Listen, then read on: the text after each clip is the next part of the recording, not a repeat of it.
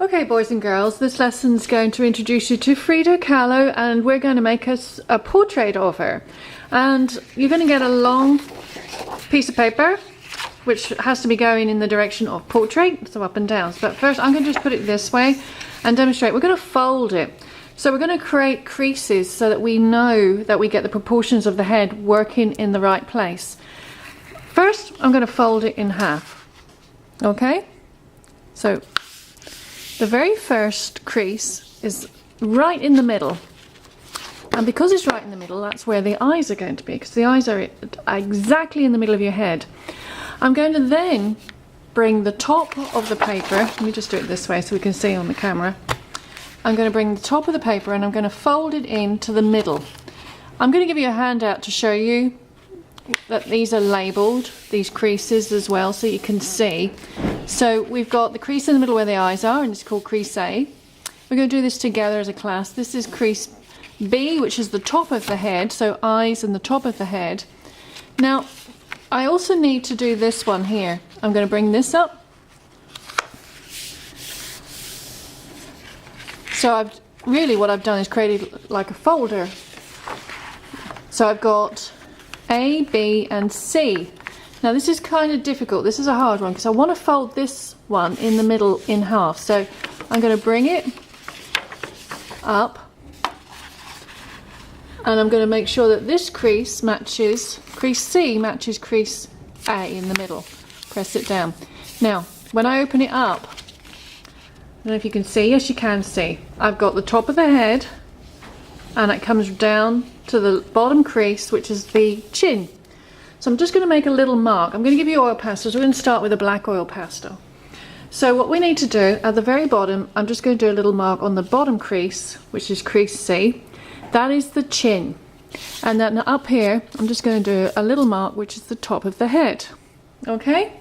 Now you will have a handout, but what we're going to do is we're going to draw an oval shaped head. Now what I'd like you to do is just do it nice and lightly. I know you're doing it in oil pastel, but nice and lightly. Try and make it symmetrical.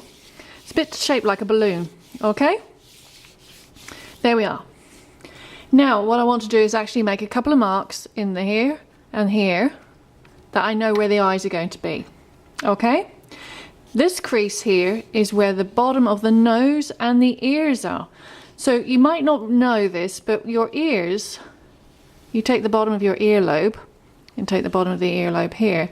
If you run a direct line, it's actually the bottom of your nose as well. Okay? In between the chin and the bottom of your nose is exactly where your mouth is. Okay, so this goes for everybody. We're all built symmetrically, even though we're all unique. So what I'm going to do is I'm going to just lightly, I'm going to draw in her hair. Okay? And I'm going to draw in some lines. I'm doing everything in black oil pastels actually. So I'm getting that nice bold line. Drawing in her hair.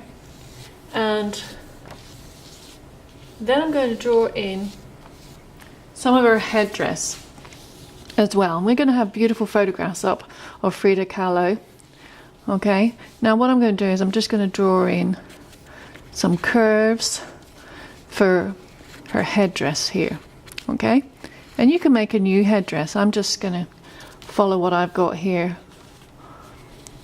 Alright, and I'm going to show you how I'm just adding in some designs. Okay, you can make it your own, make it a lot better than what I'm doing here. Now the eyes.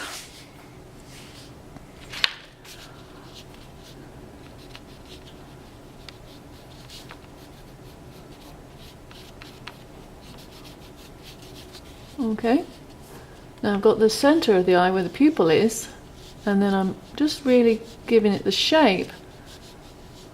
I'm really not closing them in too much, okay? I don't like to close it in too much because then it makes the eyes look really heavy. And then I've got the fold of the eyelid, okay? And then she's got this signature unibrow. Okay, and when she actually painted images of herself, she was very frank about how she looked. She didn't paint herself like she was a supermodel, and yet the photograph, she looks really stunning. But her paintings were very real. they were. So she didn't try and hide the fact that she had this unibrow. And then we've got the nose brow coming down, okay? You can, if you want to, add a bit of shadowing. I'm going to do a thing there. And then her mouth, I always like to draw the lips, just the center where the two lips join,